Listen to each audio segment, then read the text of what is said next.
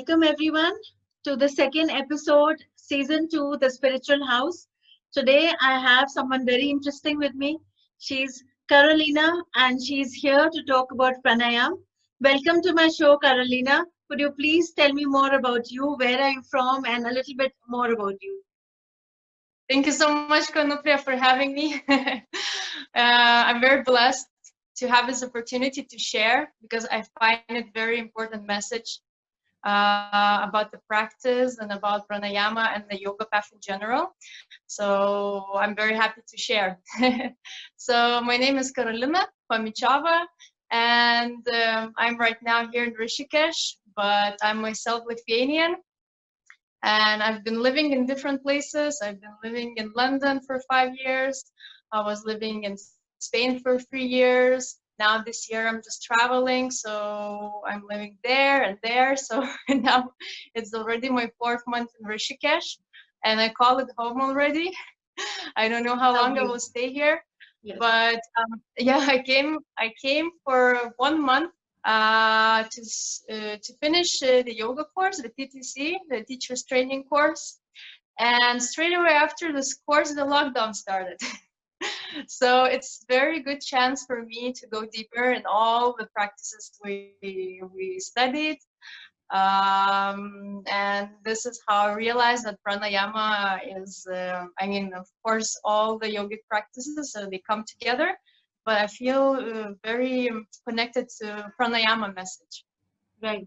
So how did you, I just want to know, because see, when we grow up in India, we grow up with this whole ideology of spirituality and yoga around us because it's very much part of the heritage, and you've got parents and grandparents and everyone, the environment is there. How did you get exposed to this and how did you get involved with this? So to be honest, I got involved into yoga maybe in 2017 or so. But it was as what I know yoga now and what I know yoga that back then, it's completely different concept. So in Europe and West, yoga is very body focused. It's like a workout technique or something. People just go to work out to have a nice body, and then they leave the studio with still with their big egos. So, and same with me. I really enjoy working out during yoga, sweating and all these kind of things, getting more flexible. And then one time one of my friends told me that actually yoga was created in order to sit better in meditation posture. And I already meditated a couple of years, but I never related those two closely somehow.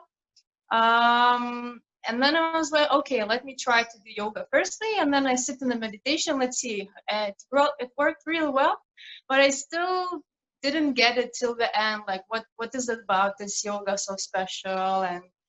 And then I decided just to come to Rishikesh for my own study. Like I could go deeper maybe in a posture, I could not injure myself, so I could go correctly, do the correct alignment in the asanas. And then completely different concept opened to me. I was like, wow, where was I all this time?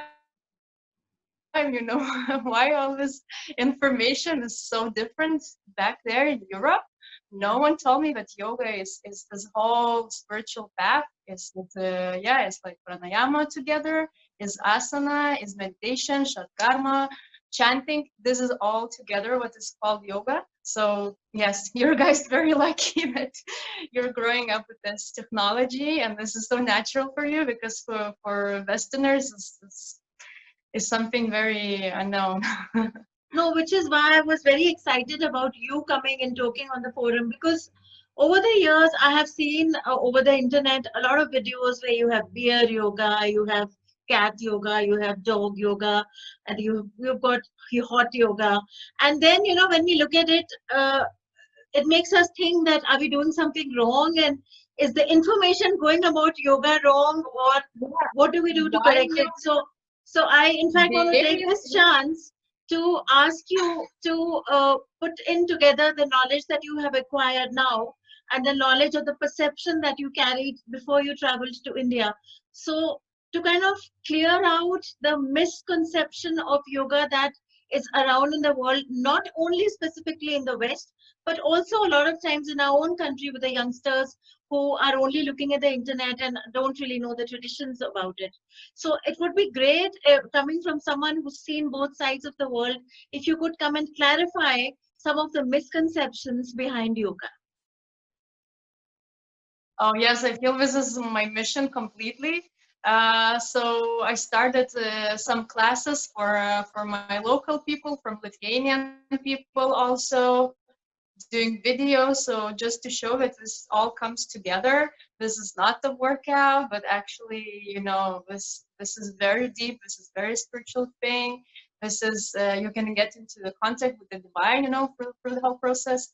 And so I feel very strongly just to pass this message, because I was very shocked when I found out that it's a completely different thing myself.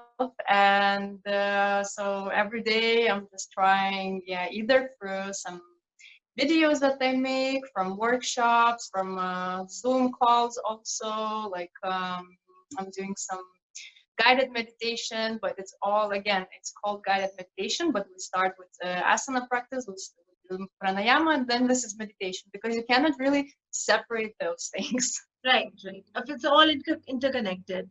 So, coming to Yeah. pranayam, tell us about pranayam.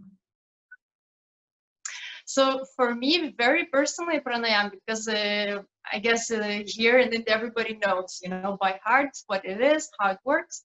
But very personally for me, also I was very to find out about this prana energy, the energy that that the whole universe, the whole cosmos, every living structure and non-living structure. So each time now I'm inhaling, I'm aware that I'm inhaling this cosmic energy into me, that each time I'm breathing, I am aware that, I'm connected with the divine, with each inhalation, exhalation. Also, about prana energy in the food, in our words, in our thoughts. So this is more for me awareness and be in contact with the divine. And pranayama is very I feel it's very strong, because we're always breathing. Other things we may do, we may not, but we're constantly breathing. So for me, that's why I think this topic it's very important, pranayama.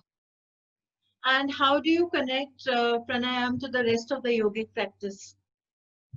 Is it one of the steps to, go into it further, or if you had to describe it and explain it to people who don't know about it, how would you describe it?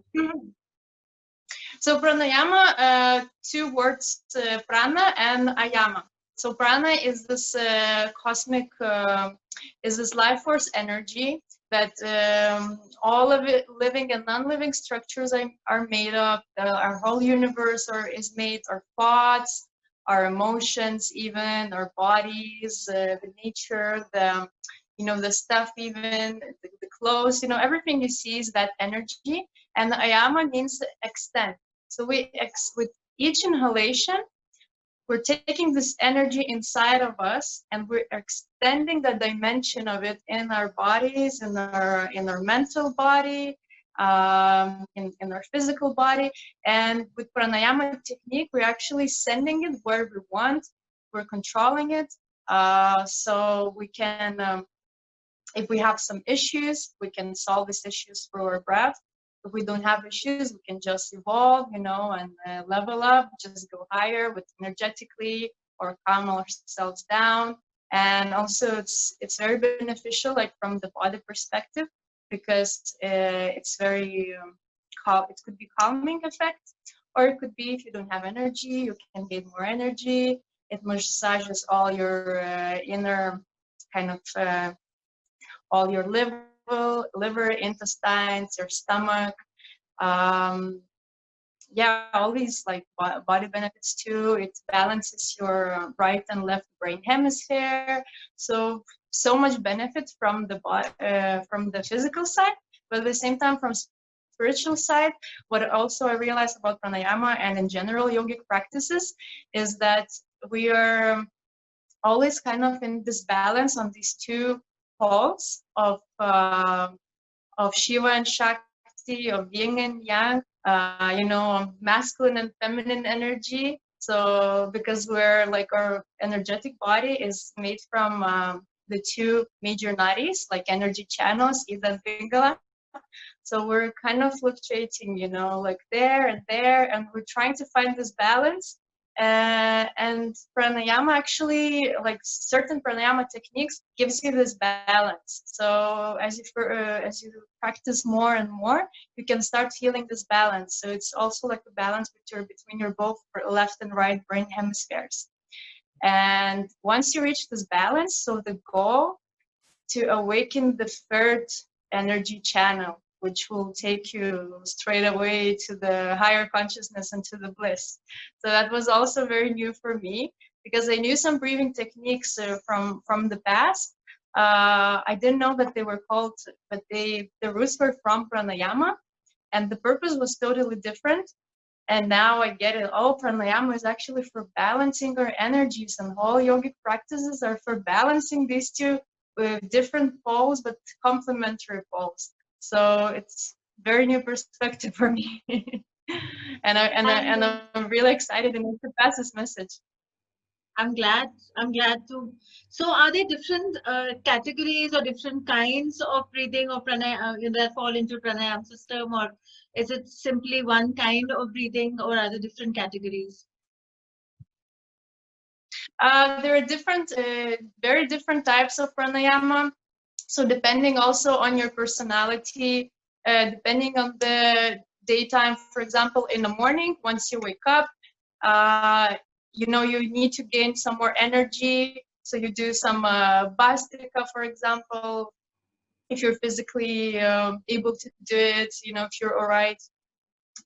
So you do this like energizing pranayamas better in the morning, you prepare for the day, and then you can do some calming pranayamas in the evening just before going to sleep. So you calm your brains down, you clear your mind, and you can have a better sleep.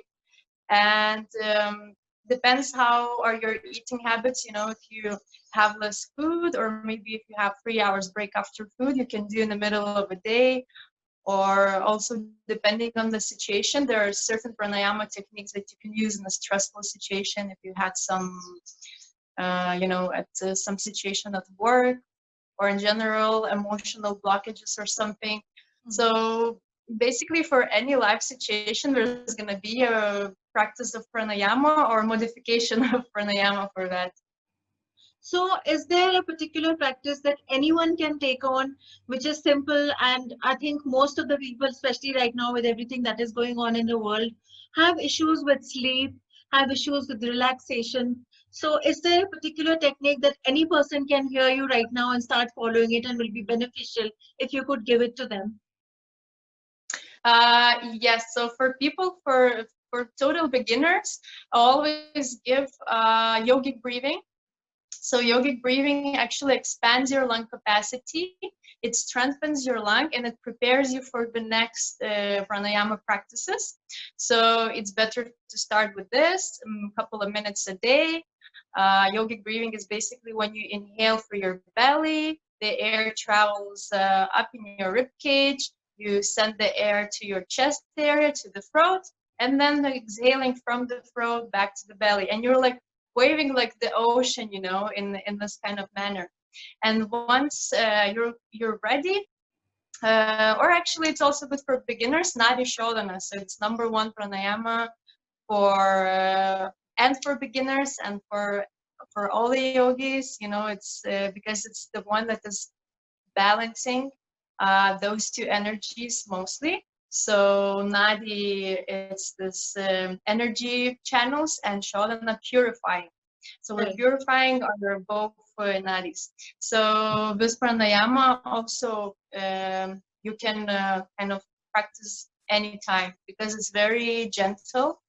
And there's just you know, a couple of modifications to that for more advanced practitioners, but also total beginners can and it's very recommended to start with Nadi Shodhana.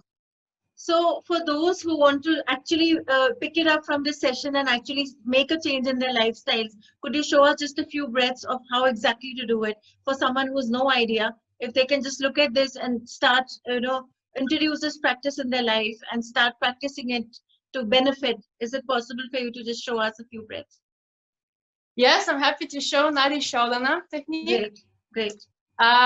So you close your right nostril with your right thumb, and you press your two fingers, your index and middle finger, in between your eyebrows.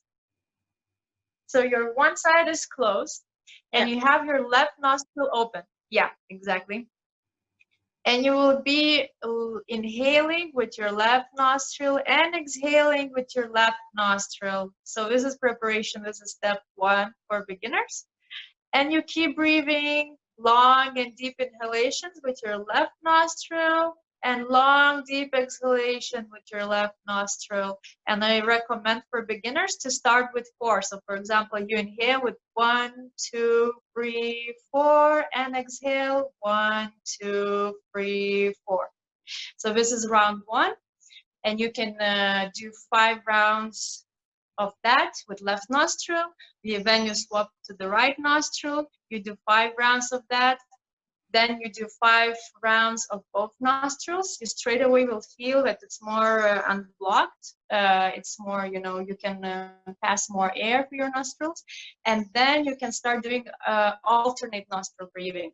So this is like a step 2, but so you also exactly same way. You close your right side with your right nostril.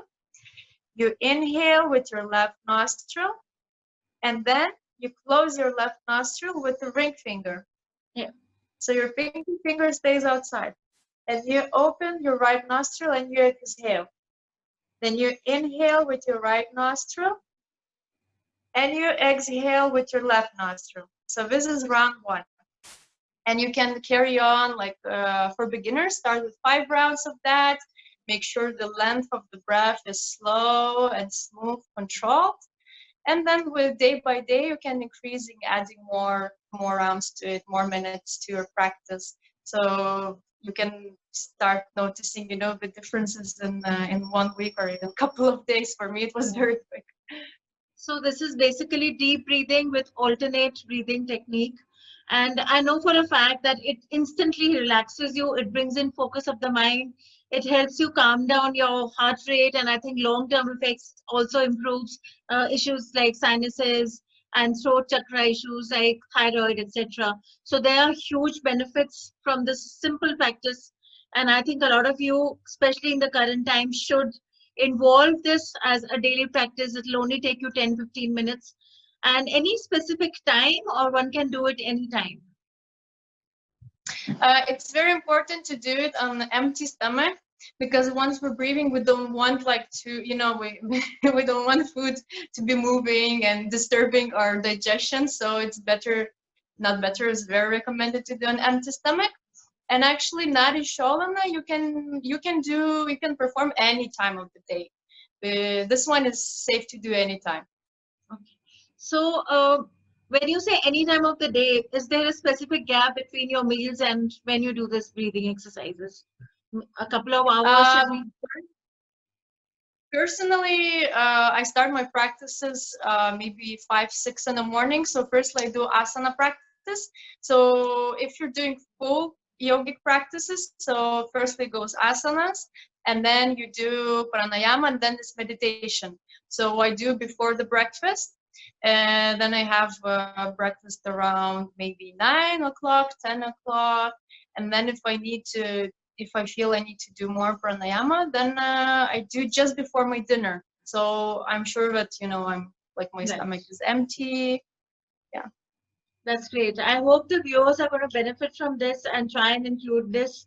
I also have a lecture explaining the effects of meditation. You can check the playlist under Vedic astrology.